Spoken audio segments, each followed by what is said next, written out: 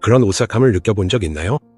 어제의 열정적인 시선이 오늘의 예의 바른 무관심으로 바뀔 때 뼛속까지 스며드는 그 한기 말이에요. 산을 움직이던 그 열정이 조용하고 어쩌면 어색하기까지 한 침묵으로 변할 때요. 그는 당신을 쫓아다녔죠. 그는 전화를 했어요. 그는 문자를 보냈죠. 그는 당신을 찾아왔어요. 당신은 그의 우주의 중심이었고 그가 풀고 싶어 하던 미스터리였어요. 그리고 결국 당신은 마음을 열었죠. 당신의 마음도 시간도 영혼도 그에게 내어주었어요. 그리고 아름다운 이야기가 시작될 거라 기대했던 바로 그 순간 당신은 엔딩 크레딧만을 보게 되었죠. 관심은 사라졌어요. 사냥은 끝났죠. 왜 이런 일이 일어나는 걸까요? 왜 그렇게 뜨겁게 타오르던 불꽃이 먹잇감을 손에 넣자마자 재로 변해버리는 걸까요? 대중 잡지에서 친구들이 해주는 진부한 답변은 이렇죠. 당신이 그에게 더 이상 흥미롭지 않아졌다는 거예요. 다른 사람을 찾아봐라는 말은 쓸모없을 뿐만 아니라 모욕적이기까지 하죠. 그들은 문제의 원인이 당신이나 그 남자에게 있다고 말하지만 본질을 보지 못해요. 이런 역학을 지배하는 깊고 오래된 심리적 법칙을 그들은 보지 못하죠. 인간 영혼의 위대한 탐구작할 구스타프 융은 화려한 잡지에 연애에 관한 글을 쓴 적은 없지만 훨씬 더 깊은 것들, 즉 원형, 그림자, 아니마와 아니무스, 우리 무의식 깊은 곳에서 우리를 이끄는 힘들에 대해 이야기했습니다. 그리고 바로 그의 연구 속에 사냥꾼의 심리를 이해하는 열쇠가 숨겨져 있습니다. 이 원형은 집단 무의식 속에 존재하며 잔인함과는 아무런 관련이 없습니다. 이것은 본능, 극복, 그리고 신비를 이해하는 것과 연결되어 있습니다. 사냥꾼은 먹잇감을 얻었을 때 흥미를 잃는 것이 아니라 먹잇감이 더 이상 신비롭지 않을 때 예측 가능하고 이해할 수 있고 완전히 파악된 영역이 되었을 때 흥미를 잃습니다. 그들이 차마 입 밖에 내지 못하는 진실은 당신의 접근성, 완전한 감정적 개방성, 그리고 다른 사람에게 완전히 녹아들 준비가 되어 있다는 것이 이 원형의 눈에는 미덕이 아니라는 점입니다. 그것은 게임이 끝났다는 신호입니다. 하지만 만약 이 게임이 계속될 수 있을 뿐만 아니라 상호 끌림의 끝없는 춤으로 바뀔 수 있다고 말한다면 어떨까요? 만약 당신이 잠깐의 먹잇감이 아니라 그가 계속해서 이해하고 싶어하는 영원히 매혹적인 신비가 될 수 있다면 어떨까요? 이것은 조작에 관한 이야기가 아닙니다. 이것은 당신의 성격 중에서 잘못되었거나 이기적이라고 배워왔던 부분들을 깨우는 깊은 내면의 변화에 관한 이야기입니다. 융은 이 길이 온전함을 이루고 자신의 그림자를 받아들이는 데 있다고 말했을 것입니다. 오늘 우리는 그가 당신을 좋아하게 만드는 방법에 대해 이야기하지 않을 것입니다. 우리는 사냥꾼 심리의 7가지 근본 원칙을 분석할 것입니다. 이 원칙들은 당신을 선반 위에 먼지 쌓인 트로피에서 그가 평생 잃을까 두려워하는 귀중한 보물로 변화시켜 줄 것입니다. 정복당한 영토가 되는 것을 멈추고 끝없이 탐험할 수 있는 하나의 우주가 될 준비가 되셨나요? 그렇다면 시작해 봅시다. 원칙 하나, 미완성된 이야기의 원칙입니다. 매혹적인 책을 읽다가 마지막 장이 찢겨나간 걸 깨달았을 때의 그 기분을 기억하시나요? 아니면 대단한 클리프행어로 끝나는 TV 시리즈를 볼 때는 어떤가요? 그럴 때 머릿속에서는 무슨 일이 일어나나요? 이 이야기는 당신을 놓아주지 않습니다. 당신은 머릿속에서 가능한 시나리오를 계속 떠올립니다. 당신은 그 세계에 살고 있습니다. 당신은 다음에 무슨 일이 일어날지 알고 싶은 욕망에 사로잡힙니다. 이건 단순한 호기심이 아닙니다. 이것은 자이가르닉 효과라고 알려진 인간 심리의 근본적인 법칙입니다. 우리는 논리적으로 결론에 도달한 행동이나 이야기보다 미완성된 행동과 이야기를 훨씬 더 잘 기억합니다. 이제 이걸 인간관계에 적용해 봅시다. 여자가 첫 데이트에서 자신의 인생 전체, 두려움, 과거 연애, 꿈, 미래 계획까지 모두 털어놓는다면 그녀는 무엇을 하고 있는 걸까요? 그녀는 남자에게 완전히 끝난 책 한 권을 건네주는 셈입니다. 그는 그 책을 훑어보고 시작과 중간, 그리고 예측 가능한 결말까지 다 본 셈이죠. 이야기는 완성되었습니다. 흥미는 충족되었습니다. 사냥꾼은 본능적으로 더 이상 탐험할 것이 없다는 걸 알아차립니다. 미완성된 이야기의 원리를 직감적으로 아는 멋지고 쿨한 여성은 다르게 행동합니다. 그녀는 거짓말을 하거나 숨기지 않습니다. 그녀는 말하지 않은 것의 달인입니다. 그녀는 자신의 이야기를 한 챕터씩 공개하는 작가와 같으며 각 챕터는 다음 이야기를 숨죽여 기다리게 만드는 방식으로 끝납니다. 자기소개 좀 해주세요 라는 질문에 그녀는 자서전을 늘어놓지 않습니다. 그녀는 미소를 지으며 말합니다. 아, 그건 긴 이야기예요. 하루 저녁으론 부족할 것 같은데요. 그녀는 자신의 취미를 모두 나열하지 않습니다. 가끔 밤에 시를 쓴다고 언급할 수도 있지만 절대 먼저 그에게 보여주지는 않습니다. 그녀는 용이 말하는 투사의 공간을 만듭니다. 무언가 말하지 않은 것이 남아있으면 남자는 상상력으로 그 빈칸을 채우기 시작합니다. 그는 추측하고 환상을 품고 자신의 심리적 에너지를 그녀의 이미지에 쏟기 시작합니다. 그는 단순한 독자가 아니라 이 미스터리의 공동 저자가 됩니다. 이것은 고양이와 쥐의 게임이 아닙니다. 이것은 깊이를 만들어내는 것입니다. 남자 안의 사냥꾼 원형은 아름다움이나 접근성에 반응하는 것이 아니라 복잡함과 신비로움에 반응합니다.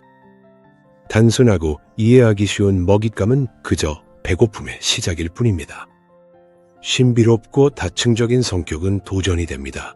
그의 지성, 직관, 그리고 영혼 그 자체에 말이죠. 그는 당신이 곁에 없을 때도 당신을 생각하기 시작합니다. 그는 당신이 쥐고 있는 빠진 조각들을 맞추기 위해 퍼즐을 풀려고 합니다. 당신의 침묵은 당신의 말만큼이나 흥미로워집니다. 당신의 부재는 당신의 존재만큼이나 의미를 갖게 됩니다. 용은 당신이 모든 카드를 한 번에 드러내면 그 관계에서 무의식의 차원을 빼앗는 것이라고 말할 것입니다. 당신은 그 관계를 평면적이고 이성적인 의식의 수준에 머물게 합니다.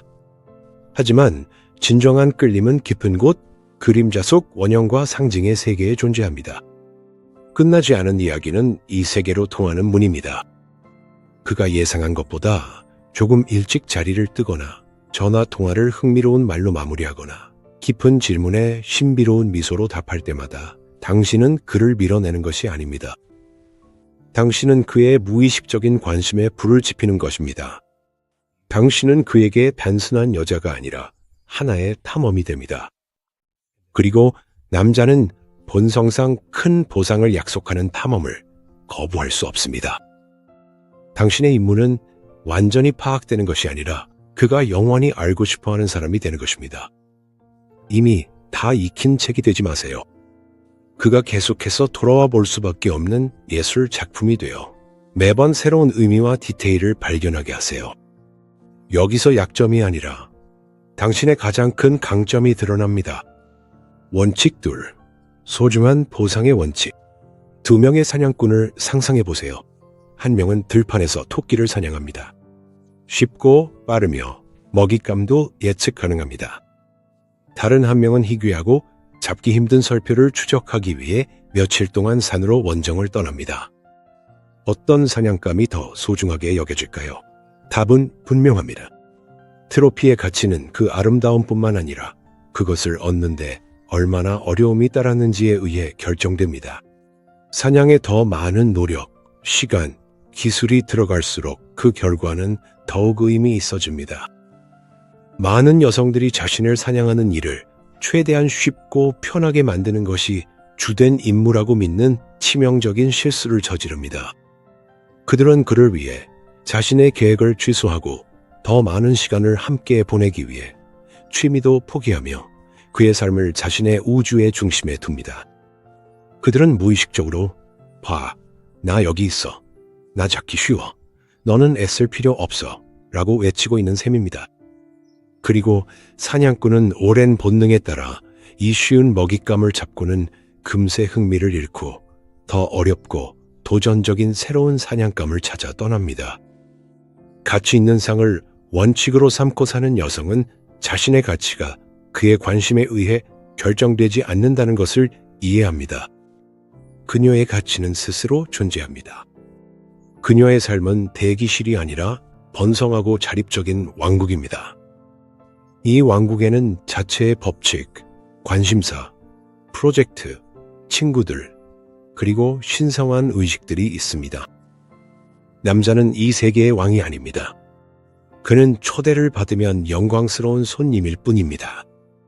하지만 그는 이 우주의 중심이 될 수 없습니다. 왜냐하면 중심은 바로 그녀 자신이기 때문입니다. 융은 이것을 개별화 과정, 즉 온전하고 자립적인 인격이 되는 것이라고 불렀을 것입니다. 이런 여성은 단순히 취미만 있는 것이 아닙니다. 그녀는 자신의 일에 열정을 쏟습니다. 그녀는 단순히 친구들을 만나는 것이 아닙니다. 그녀는 자신의 사회적 관계를 소중히 여기고 가꿉니다. 그녀의 일정은 그로 인해 채워져야 할 빈 공간이 아닙니다. 그녀의 일정은 그녀의 풍요롭고 충만한 삶을 반영합니다. 그리고 그가 이 삶의 일부가 되고 싶다면 그는 노력을 해야 합니다. 그는 맞추고 조율하고 그녀의 시간을 얻어야 합니다. 이것은 이기적인 것이 아닙니다. 이것은 자기 존중입니다. 그가 전화를 걸어 1시간 후에 만나자고 제안해도 그녀는 모든 것을 내려놓고 그에게 달려가지 않습니다. 그녀는 차분하게 이렇게 말할 수도 있습니다. 정말 좋지만 오늘 밤은 나만의 시간이에요. 책을 읽고 있거든요. 내일은 어떨까요? 이것은 거절이 아닙니다. 이것은 선언입니다. 내 시간은 소중해요. 내 삶에는 의미가 있어요. 그리고 이것이 사냥꾼 원형을 미치게 만듭니다. 그는 결핍이 아니라 충만함과 마주하게 됩니다. 그는 이 여성이 지루함이나 외로움에서 구원받기 위해 자신을 찾는 것이 아님을 이해합니다. 그녀는 이미 구원받았습니다. 그녀는 이미 행복합니다. 그리고 그녀의 행복에 무언가를 더하려면 그는 단순히 자신의 존재만으로는 부족하다는 것을 압니다. 그는 자신의 최고의 모습을 보여줘야 합니다. 남자는 본능적으로 구조와 경계가 있는 것을 존중합니다. 당신의 충만한 삶이 바로 보이지 않는 요새입니다. 그는 당신이 자신만의 열정을 가지고 있다는 것을 보고 그것이 그를 자극합니다. 그는 당신이 그의 전화를 기다리며 시간을 보내지 않는다는 것을 알고 그래서 더 자주 전화를 하게 됩니다. 그는 당신이 그 없이도 행복할 수 있다는 것을 보고 그 행복의 일부가 되고 싶다는 간절한 욕망이 생깁니다. 당신은 더 이상 단순한 여자가 아닙니다. 당신은 상이 됩니다. 그리고 사냥꾼은 진짜 상을 위해 싸울 준비가 되어 있습니다. 그는 당신의 관심을 얻는 것이 단순한 승리가 아니라 자신의 가치에 대한 증명임을 알기 때문에 변하고 성장하고 더 나아지기 위해 준비가 되어 있습니다. 그의 인생을 당신의 인생으로 만들지 마세요. 그가 당신의 인생의 일부가 되기를 꿈꾸게 하세요. 원칙, 3번째, 감정적 예측 불가능성의 원칙입니다. 착한 여자들이 믿는 가장 큰 환상 중 하나는 남자가 안정감과 예측 가능성을 원한다는 것입니다. 네, 그는 일상생활이나 파트너십, 장기적인 관계에서는 이런 것을 원합니다. 하지만 사냥 단계, 정복 단계에서는 그의 무의식이 전혀 다른 것을 갈망합니다. 그는 감정의 롤러코스터를 원하고 여성성에 내재된 신비로움을 갈망합니다.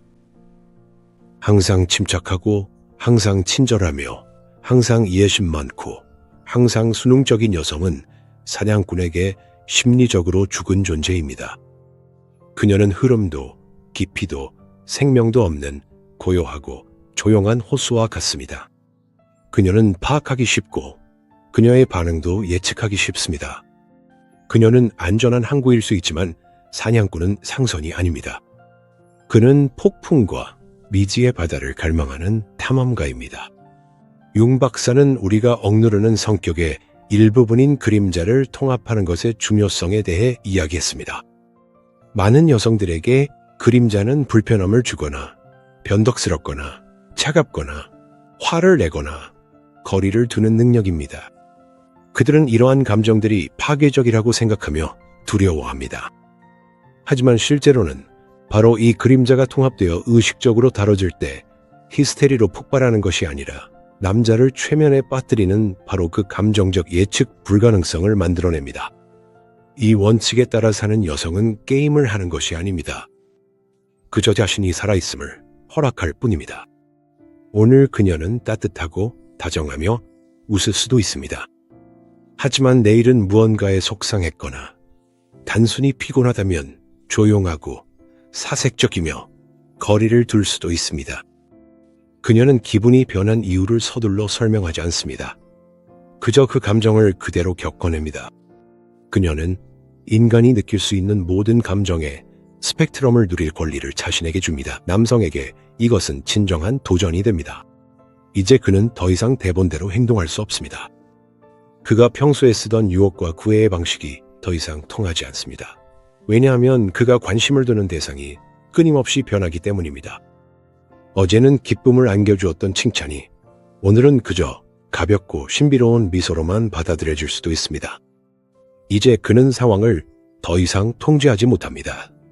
그는 관찰하고 분석하고 적응해야만 합니다. 그는 그녀에 대해 생각할 수밖에 없습니다. 그녀는 지금 무슨 감정을 느끼고 있을까? 왜 그녀는 이렇게 행동하는 걸까? 내가 뭘 잘못한 거지? 그의 뇌와 무의식은 이 일에 완전히 몰두하게 됩니다. 이것이 근거 없는 드라마를 만들어내라는 뜻은 아닙니다. 아니에요. 이건 진정성에 관한 것이고 스스로에게 불완전할 수 있는 허락을 주는 것입니다. 그의 기분과 기대에 끊임없이 맞추는 것을 멈추면 당신은 내면의 힘을 되찾게 됩니다. 당신은 그의 욕망을 비추는 거울이 아니라 살아 숨쉬는 자연의 힘이 됩니다. 때로는 잔잔한 바다이고 때로는 산속의 강물입니다. 그리고 사냥꾼은 이런 변화무쌍함에 매료되어 당신에게서 눈을 뗄 수 없습니다. 그는 이 자연의 힘이 결코 완전히 정복되거나 이해될 수 없다는 것을 깨닫게 됩니다. 그저 연구하고 존중하고 사랑할 수 있을 뿐이죠. 당신이 기분이 나쁠 때마다 그것에 대해 사과하지 않고 그대로 받아들일 때 당신은 그에게 자신이 그의 즐거움을 위한 기능이 아니라 살아있는 사람임을 보여줍니다. 그의 열정적인 메시지에 이모티콘이 아니라 차분하고 절제된 문장으로 답할 때마다 당신은 신비로움을 만들어냅니다. 당신은 그를 망설이게 만들고 그 망설임이 바로 관심의 원동력이 됩니다. 예측 가능한 사람이 되기를 멈추세요. 편리한 사람이 되기를 멈추세요. 가끔은 당신의 그림자가 빛 속으로 드러나도록 허락하세요. 이 빛과 그림자의 놀이 속에서 자석 같은 끌림이 태어나고 그 끌림은 시간이 지나도 약해지지 않고 오히려 더 강해집니다. 그는 절대 나는 그녀를 완전히 안다 라고 말할 수 없을 것이고 그래서 당신을 쫓는 일을 결코 멈추지 않을 것입니다. 원칙 4. 존중받는 영역의 원칙. 자연계에서 포식자는 항상 또 다른 강한 동물의 영역에 조심스럽고 존중하는 태도로 접근합니다. 무턱대고 성급하게 들어가지 않습니다. 경계선을 살피고 약점을 찾으며 상대의 힘에 경의를 표합니다. 이런 자연의 지혜는 인간관계 심리에도 그대로 적용됩니다. 당신의 삶, 당신의 가치관, 당신만의 공간, 이것이 바로 당신의 신성한 영역입니다. 그리고 이 영역을 어떻게 지키느냐가 남자가 당신을 존중하게 되는지, 그리고 그 결과로 계속해서 당신을 쫓게 되는지에 직접적인 영향을 미칩니다. 경계를 세우지 않은 여성은 군대도 국경도 없는 나라와 같습니다. 누구나 들어와서 원하는 것을 가져가고 아무런 저항도 받지 않고 떠날 수 있습니다. 그녀는 그가 한밤중에 전화하는 것도, 약속을 어기는 것도, 자신의 친구나 외모를 비난하는 것도 그냥 내버려 둡니다. 그녀는 참고, 용서하고, 이해하려고 노력합니다. 그녀는 이것이 사랑과 유연성의 표시라고 생각합니다. 하지만 사냥꾼 유형의 남자에게는 이것이 약함의 신호로 보입니다. 이것은 그 영역에 주인이 없다는 신호이며 따라서 쉽게 빼앗기고 소중히 여겨지지 않는다는 뜻입니다. 존중받는 영역의 원칙을 능숙하게 다루는 여성은 완전히 다르게 행동합니다.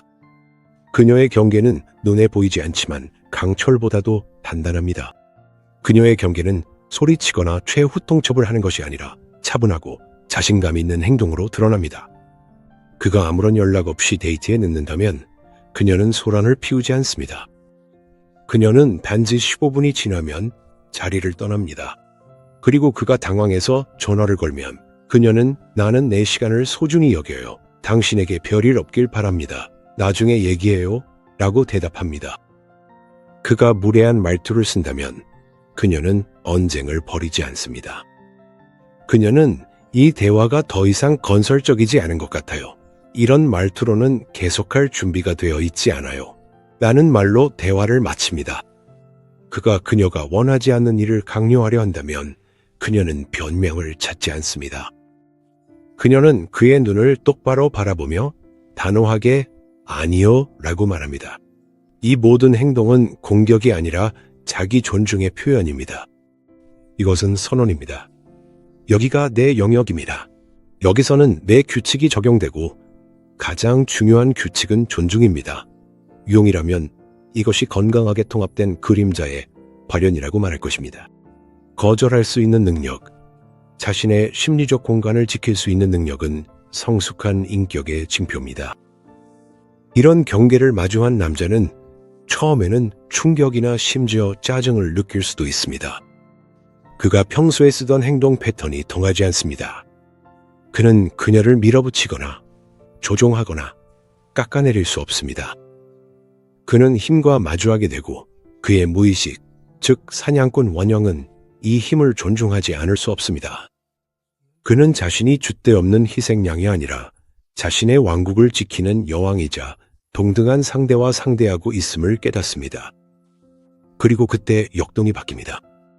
그는 단순히 그녀를 원하기만 하는 것이 아니라 그녀를 존중하기 시작합니다. 그는 무언가를 말하거나 행동하기 전에 생각하기 시작합니다. 그는 그녀의 애정, 시간, 신뢰가 당연한 것이 아니라 반드시 얻어야 하는 특권임을 이해합니다. 그는 이제 그녀의 몸이 아니라 그녀의 존경을 얻기 위해 사냥을 시작합니다. 그리고 그것은 완전히 다른 차원의 사냥입니다. 그것에는 대담함이 아니라 지혜가, 힘이 아니라 요령이, 속도가 아니라 인내가 필요합니다.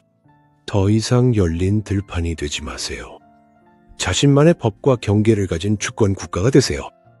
그를 실망시킬까봐 혹은 까다로워 보일까봐 두려워하지 마세요. 강한 남자는 어려움을 두려워하지 않습니다. 오히려 그것을 찾아 나섭니다. 당신을 쉬운 먹잇감에서 난공불락의 요새로 바꿔주는 것은 바로 당신의 경계입니다. 그리고 그런 요새를 공략하는 것은 진정한 사냥꾼에게 가장 달콤한 꿈입니다. 그는 당신이 밀어내서가 아니라 당신의 강인함을 존중하게 만들었기 때문에 계속해서 당신의 성벽으로 돌아올 것입니다. 원칙 5. 메아리가 아니라 거울의 원칙. 그리스 신화에서 아름다운 나르키소스는 자신의 반영에 반해버렸지만 또 다른 인물인 님프 에코는 남의 마지막 말을 반복할 수밖에 없는 저주를 받았습니다. 에코는 나르키소스를 절망적으로 사랑했지만 그는 그녀를 알아차리지 못했습니다. 왜일까요? 그녀에게는 자신의 목소리가 없었기 때문입니다. 그녀는 자신의 본질이 없는 창백한 반복에 불과했습니다. 많은 여성들이 남성을 기쁘게 하고 싶다는 마음에 무의식적으로 에코의 역할을 선택합니다. 그가 이탈리아 음식을 좋아한다고 말하면 그녀는 즉시 파스타를 사랑한다고 선언합니다. 그가 록 콘서트에 간다고 하면 그녀는 순식간에 그 밴드의 열렬한 팬이 됩니다. 그녀는 그의 의견에 동의하고 그의 농담에 웃으며 자신의 관점을 그의 세계관에 맞춰 조정합니다. 그녀는 그의 에코가 되고 신화에서처럼 그는 곧 그녀에게서 흥미를 잃습니다. 왜일까요? 아무도 에코를 진정으로 사랑할 수 없기 때문입니다. 에코는 공허합니다. 새로운 것을 전혀 주지 못합니다. 이미 존재하는 것만을 반영할 뿐입니다. 거울의 원칙을 따르는 여성은 다르게 행동합니다. 그녀는 무의식적으로 반복하는 에코가 아닙니다. 그녀는 마법 같은 거울입니다. 거울은 단순히 반사만 하는 것이 아니라 새로운 각도에서 보여줍니다. 이전에는 알아차리지 못했던 세부 사항을 드러낼 수 있습니다. 불편하더라도 진실을 보여줄 수 있습니다. 거울은 자신만의 깊이, 자신만의 틀, 자신만의 독특한 표면을 가지고 있습니다. 거울이 된다는 것은 자신의 목소리, 자신의 의견, 자신의 가치관 세계를 갖는다는 뜻입니다. 그가 자신의 의견을 말할 때 당신은 서둘러 동의하지 않습니다. 당신은 경청한 뒤에 이렇게 말합니다. 흥미로운 관점이네요. 저는 사실 다르게 생각해요. 논쟁을 위한 논쟁은 하지 않습니다. 당신의 세계를 나눕니다. 그에게 당신이 텅 빈 공간이 아니라 결코 덜 복잡하거나 덜 흥미롭지 않은 또 다른 사람임을 보여줍니다. 융은 진정한 관계는 두 개의 온전한 개체 사이에서만 가능하다고 말했습니다. 계속해서 동의만 하면 당신의 개성을 지우게 됩니다. 스스로를 배신하는 셈이죠. 하지만 자신의 의견을 가질 용기를 낼 때 당신은 존재할 권리를 주장하는 것입니다. 당신은 그에게 단순히 즐거운 동반자가 아니라 지적이고 영적인 도전이 됩니다. 그는 당신의 시선을 통해서도 세상을 보기 시작합니다. 그의 세계관도 풍요로워집니다. 그는 당신과 함께 성장하기 시작합니다. 사냥꾼 원형은 자신의 오름을 확인받으려는 것이 아닙니다. 그는 자신의 시야를 넓히고자 합니다. 당신이 그의 거울이 될 때 그는 당신에게서 아름다운 여성뿐만 아니라 현명한 대화 상대, 흥미로운 상대, 새로운 아이디어의 원천을 봅니다. 그는 당신의 몸뿐만 아니라 당신의 지성도 소중하게 여기기 시작합니다. 그는 당신의 생각, 당신의 의견을 쫓기 시작합니다. 그는 이것에 대해 그녀는 어떻게 생각할까가 생명처럼 중요해집니다. 메아리처럼 따라하지 마세요. 그 길은 아무데도 이르지 못합니다. 당신만의 목소리를 찾으세요. 반대 의견을 내는 것을 두려워하지 마세요. 당신의 다른 의견이 관계에 위협이 되는 것은 아닙니다. 그것은 선물입니다. 그것은 당신이 그의 복사본이 아니라 독특하고 소중한 존재임을 증명합니다. 그는 물 위에 비친 자신의 모습에 반할 수는 있지만 자신뿐만 아니라 그 깊이에 숨겨진 새로운 세상을 보여주는 마법에 거울을 진정으로 존중하고 갈망하게 될 것입니다. 원칙 6번째, 리듬의 부재 원칙. 우주 전체는 리듬 속에 살아갑니다.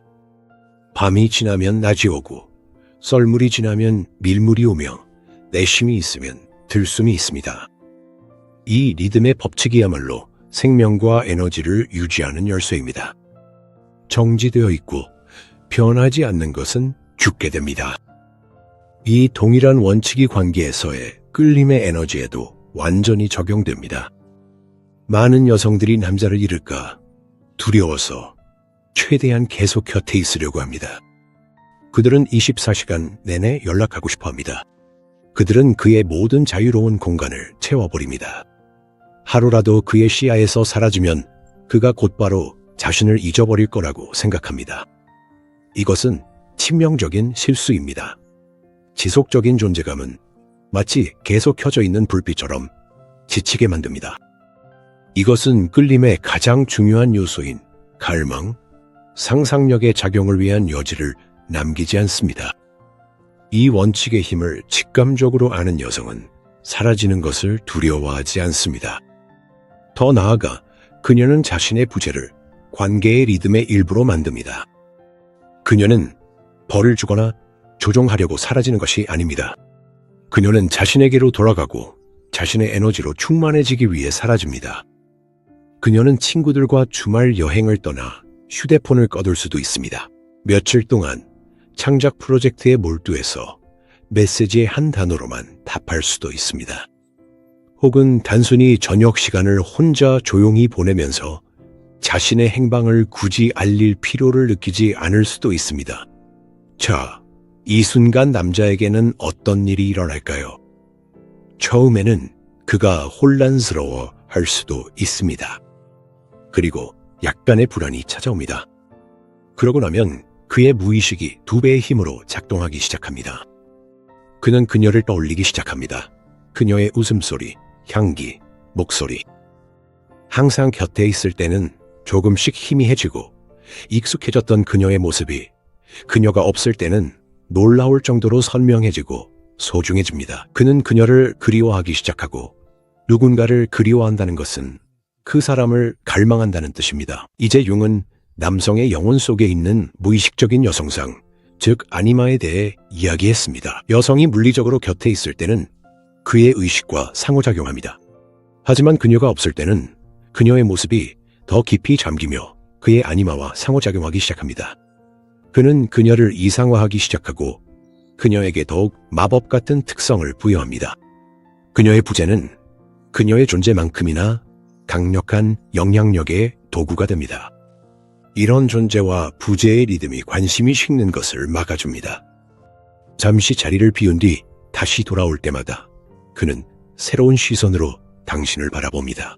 마치 당신을 다시 발견하는 것만 같습니다. 그에게 당신은 항상 조금은 새롭고 항상 조금은 다릅니다. 사냥은 다시 시작됩니다. 왜냐하면 먹잇감이 다시금 잡히지 않고 자유로워 보이기 때문이죠. 멈춤을 두려워하지 마세요. 음악에서 쉼표가 음표만큼이나 중요하듯이 당신의 리드미컬한 부재는 관계의 멜로디를 영원하고 설레게 만드는 바로 그 쉼표입니다. 그의 인생에서 끊임없이 들리는 배경소음이 되지 마세요. 그가 다시 듣기를 간절히 기다리는 아름답고 드문 음악이 되세요. 떠나세요. 그래야 그가 당신의 귀환을 꿈꾸게 됩니다. 사라지세요. 그래야 그가 당신 없는 세상이 얼마나 허전한지 깨닫게 됩니다. 이건 게임이 아닙니다. 이것은 삶 그 자체의 지혜입니다. 밤이 지나면 가장 간절히 바라는 새벽이 온다는 것을 아는 지혜죠. 원칙 7. 통합된 그림자의 원칙. 우리는 이제 가장 깊고 가장 강력하며 많은 이들에게는 가장 두려운 원칙에 도달했습니다. 이것이 바로 융의 지혜의 정수이자 영원한 매력의 열쇠입니다. 이것이 바로 통합된 그림자의 원칙입니다. 융은 그림자를 우리가 부정하고 억누르며 인정하고 싶지 않은 모든 것이라고 정의했습니다. 사랑과 인정을 갈망하며 착하고 편리한 여성이 되려는 사람에게 그림자는 나쁠 수 있는 능력입니다. 그것은 그녀의 건강한 이기심, 자신의 이익을 우선시할 수 있는 능력, 분노할 권리, 설명 없이 떠날 수 있는 능력, 냉정함, 타인의 시선에 무관심할 수 있는 힘입니다. 그녀는 이런 성질들을 두려워합니다. 그녀는 그것들을 추하고 여성스럽지 못하며 혐오스럽다고 여기고 이 부분을 자신의 영혼 가장 어두운 지하실로 내쫓는 가장 큰 실수를 저지릅니다. 그런데 왜 이것이 실수일까요? 그림자를 내쫓음으로써 그녀는 반쪽짜리 인간, 예측 가능하고 단조로운 사람이 되기 때문입니다. 그녀는 빛으로만 이루어진 인물이 되고 그림자 없는 빛은 평면적이고 흥미롭지 않습니다. 입체감을 만들지 못합니다. 신비로움도 만들어내지 못합니다. 사냥꾼 원형은 잠시 동안 이 빛에 끌릴 수 있지만 곧 지루해질 것입니다. 왜냐하면 그의 본능은 단순함이 아니라 온전함을 추구하기 때문입니다. 그는 모든 것을 가진 여자를 찾습니다. 빛과 어둠, 천사와 악마, 온순한 고양이와 야생의 표범, 이 모든 것을 가진 여자를요. 자신의 그림자를 통합한 여성은 사악하거나 싸납게 변하지 않습니다. 아니요, 그녀는 온전해집니다. 그녀는 자신 안에 어떤 모습이든 될 권리를 받아들입니다. 그녀는 자신이 다정하고 사랑스러울 수 있다는 걸 알지만 배신당하면 얼음처럼 차가워져서 영원히 떠날 수도 있다는 것도 압니다. 그녀는 자신이 관대하고 배려심이 많을 수 있다는 걸 알지만 이용당하면 조금의 망설임도 없이 거절하고 자신의 자원을 지킬 수 있다는 것도 압니다. 그녀는 자신의 분노를 두려워하지 않습니다. 그녀는 그 분노를 자신의 경계를 지키는 연료로 사용합니다. 그녀는 자신의 이기심도 두려워하지 않습니다. 그녀는 그 이기심을 자신의 꿈을 따라가는 데 사용합니다. 바로 이 내면의 이중성, 온전함에서 오는 예측 불가능함이 그녀를 완전히 매력적으로 만듭니다. 남자는 그녀를 완전히 확신할 수 없습니다. 그는 절대 안심하고 이 여자는 영원히 내 것이라고 생각할 수 없습니다. 왜냐하면 이 여자 안에는 누구에게도 속하지 않는 야생적이고 자유로운 부분이 살아있다는 걸 느끼기 때문입니다. 그는 그녀의 사랑이 당연한 것이 아니라 매일의 선택임을 느끼고 만약 자신이 더 이상 가치가 없어진다면 그 선택이 언제든 바뀔 수 있다는 것도 압니다. 이것이 바로 영원한 사냥입니다. 그는 그녀의 몸이나 심지어 영혼을 쫓는 것이 아닙니다. 그는 그녀의 선택을 쫓고 있는 것입니다. 매일 그는 자신이 이렇게 복잡하고 다면적이며 온전한 사람과 함께할 자격이 있음을 그녀와 자신에게 증명하려고 노력합니다. 그녀가 자신의 그림자를 통합했다는 사실이 그녀가 결코 그의 소유물이 되지 않을 것이라는 보장입니다. 그녀는 항상 조금은 낯설고 조금은 야생적이며 조금은 위험할 것이고 그래서 끝없이 갈망받는 존재가 됩니다. 당신의 어두운 면을 두려워하지 마세요. 그것과 친구가 되세요. 분노할 권리, 이기적일 권리, 무관심할 권리를 인정하세요. 다른 사람을 해치기 위해서가 아니라 자신과 자신의 온전함을 지키기 위해 나쁠 수도 있다는 것을 허락하세요. 그것은 당신의 그림자이자 숨겨진 힘이며 떠날 수 있는 당신의 권리입니다. 바로 그 점이 그가 결코 벗어날 수 없는 갈고리입니다. 사냥꾼은 먹잇감을 잡을 수는 있지만 그림자는 결코 잡을 수 없습니다. 그림자는 항상 빠져나가며 그를 유혹하고 그가 계속해서 다시 돌아오게 만듭니다. 우리는 7가지 원칙, 즉 사냥꾼의 심리를 이해하는 7개의 열쇠를 살펴보았습니다. 하지만 주의를 기울였다면 가장 중요한 핵심 아이디어를 눈치챘을 것입니다. 이 원칙들 중 어느 것도 그를 바꾸는데 목적이 있지 않았습니다. 이 모든 것은 자신을 변화시키는 방법, 즉 본래의 온전한 모습으로 돌아가는 방법에 관한 것입니다. 당신이 우리에게 보여줄 역설은 남자가 흥미를 잃는 이유가 당신이 그에게 필요 없어졌기 때문이 아니라는 점입니다. 그가 흥미를 잃는 이유는 당신이 스스로에게 필요 없는 존재가 되었기 때문입니다. 당신은 그에게 완전히 녹아들었습니다. 당신은 자신의 삶, 경계, 의견, 그림자를 포기했습니다. 당신은 그에게 당신 왕국의 열쇠를 건넸고 왕좌가 비어있는 것을 보고 그는 떠났습니다. 계속해서 쫓김을 받는 길은 조작의 길이 아닙니다. 그것은 개별화의 길입니다. 그것은 당신의 가치, 신비, 예측 불가능함, 힘을 되찾는 길입니다. 메아리가 아니라 목소리가 되기로, 열린 영토가 아니라 주권 국가가 되기로, 빛만이 아니라 그림자까지 받아들이기로 결정하는 것입니다. 당신이 온전하고 자급자족하는 우주가 될 때 사냥꾼과 먹잇감의 역학은 사라집니다. 그것은 훨씬 더 아름답고 안정적인 무언가로 변모합니다. 두 별이 서로의 중력에 이끌려 춤을 추지만 결코 하나로 합쳐지지 않고 각자 자신의 궤도와 빛, 신비를 지키는 그런 춤입니다. 그는 당신이 어떤 게임을 하고 있어서가 아니라 당신 자체가 가장 흥미로운 게임이기 때문에 당신을 쫓게 될 것입니다.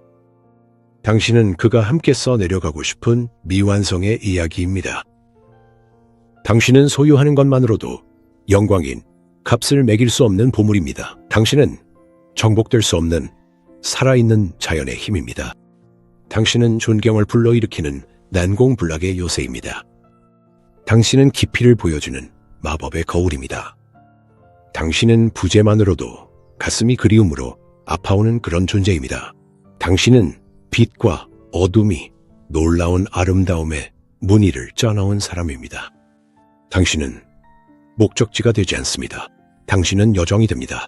그리고 그런 여정에서 진정한 탐험가는 결코 돌아가고 싶어 하지 않을 것입니다.